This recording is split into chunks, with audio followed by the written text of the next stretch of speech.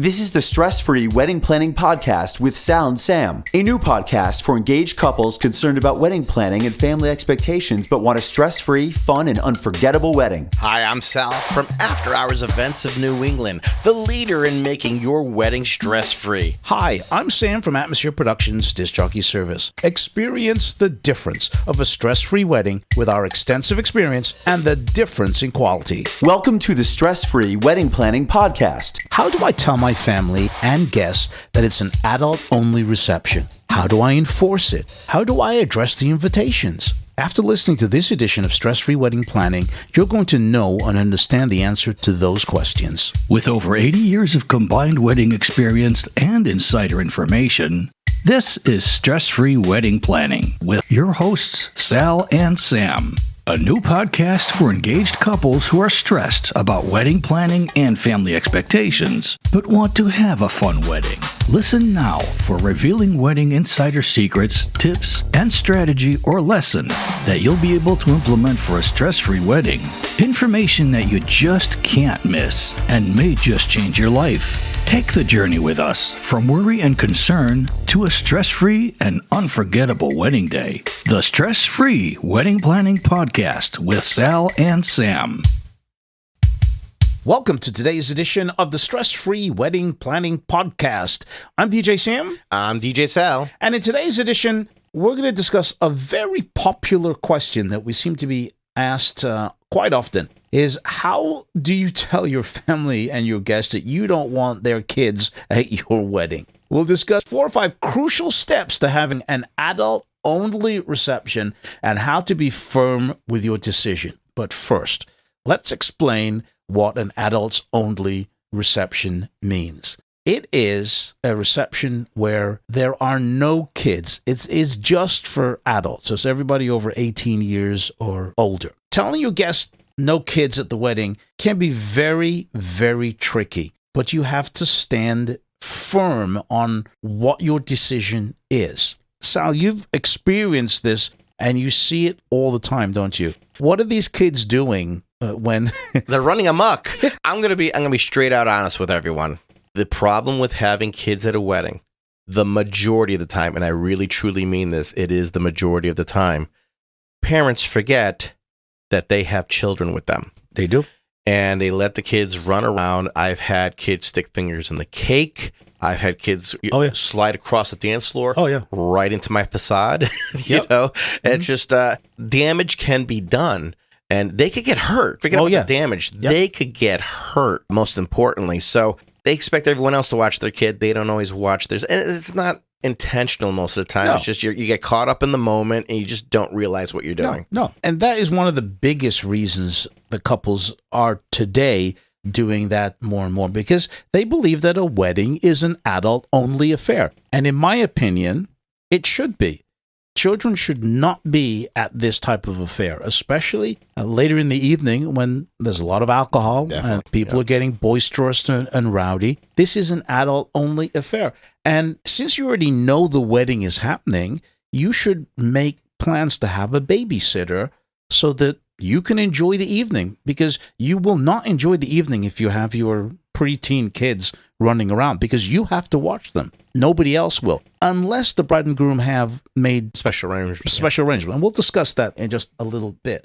But it seems that children are given the freedom to do whatever they want at the reception because the parents either don't want to look after them or think that because it's a family affair, some other family member is going to... The village will take care of it. Exactly. Type of mentality, definitely. Exactly. Which should not be done. And you mentioned about the drinking and becoming boisterous. Do you really want your kids to see Uncle Al, who had a little too much to drink and is doing things that are kind of weird to the child and kind of freak them out and probably inappropriate with Aunt Betty. Aunt Betty, yes. Absolutely. That never happens. But I think everyone understands what we're getting at. Right. So there are a couple of common reasons for opting for no kids at your wedding. One of the big ones is you're already on a tight budget. Remember, if you have extra kids there, you have to pay for their meals. And those meals are not half price Not typically, no. of what the regular meals are. You have to typically pay full price unless you decide to go with, the McDonald's French fries and you still pay a lot fingers. for the chicken fingers Yes, and for the Yeah. fries. It's not cheap. Yeah. It's not like you're going down to Burger King and picking up That's not a cheap Whopper. anymore either, Sam.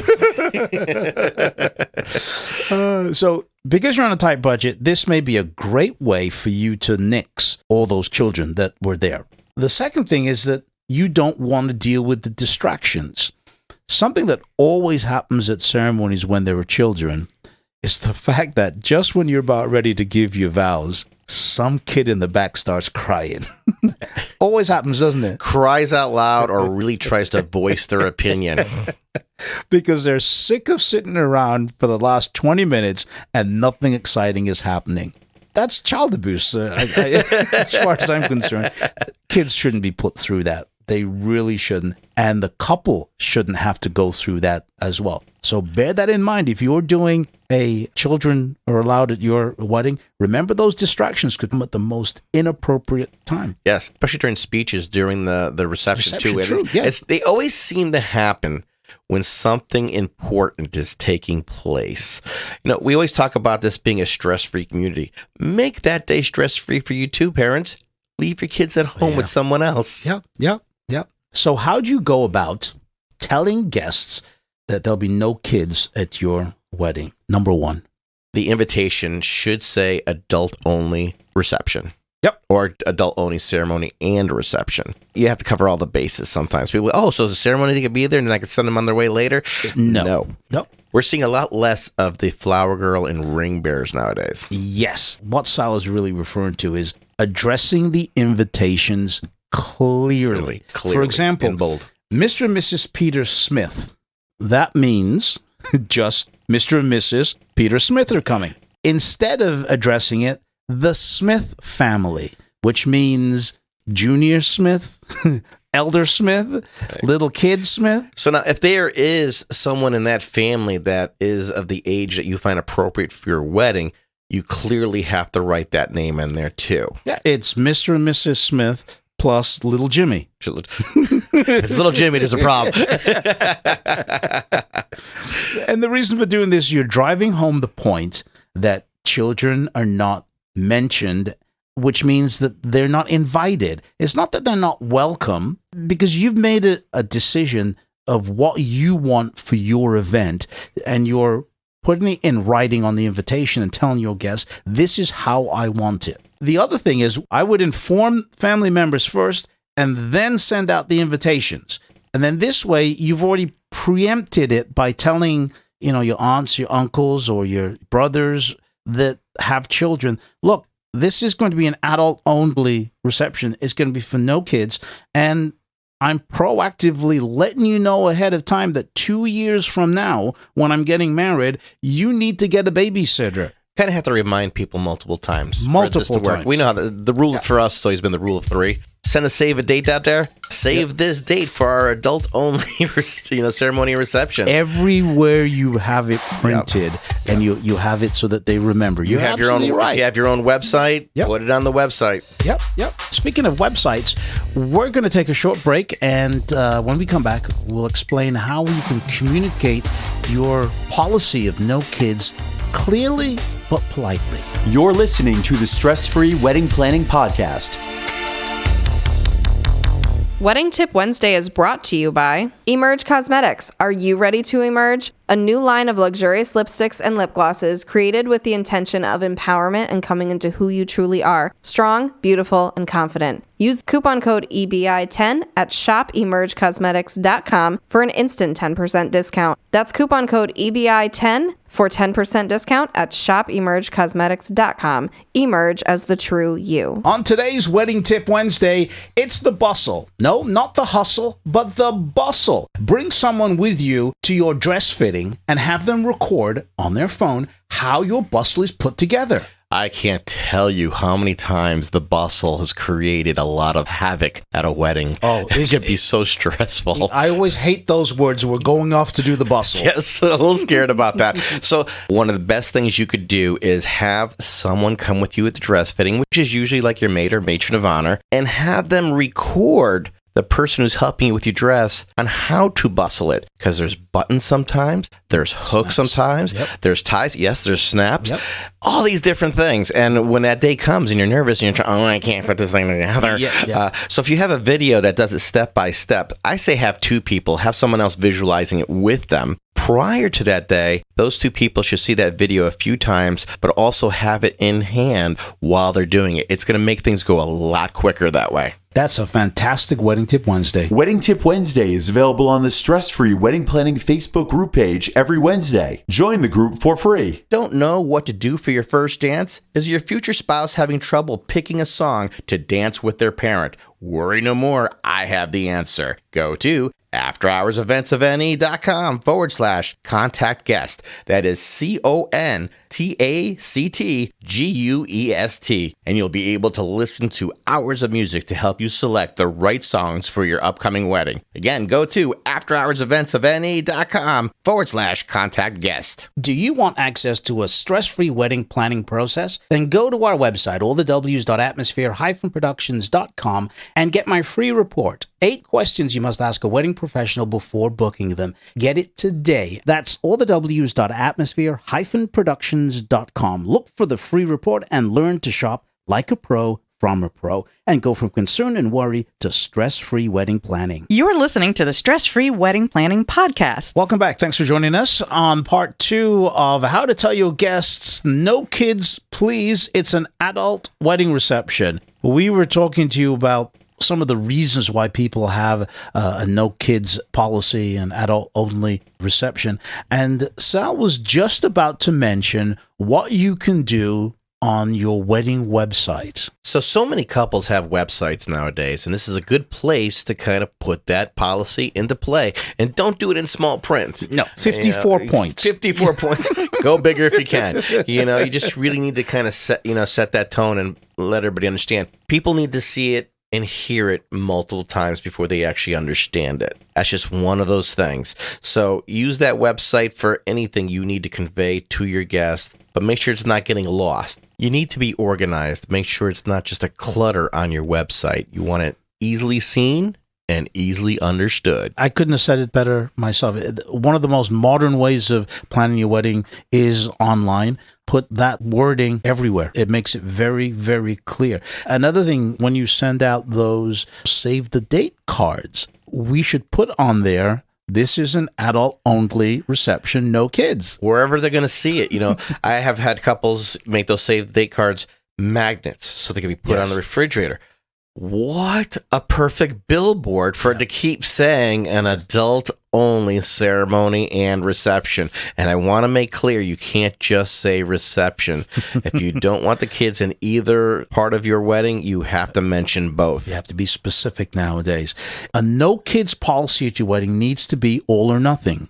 Don't have your brother's kids be flower girls or ring bearers, because an aunt, an uncle, a friend will see that and say, well, I thought it was no kids. You've got to be consistent with what you do. One of the best ways of doing this is have no ring bearers and no flower girls. Yeah, absolutely. You're just creating a lot of stress for yourself, because now you just did something that you said you weren't going to do.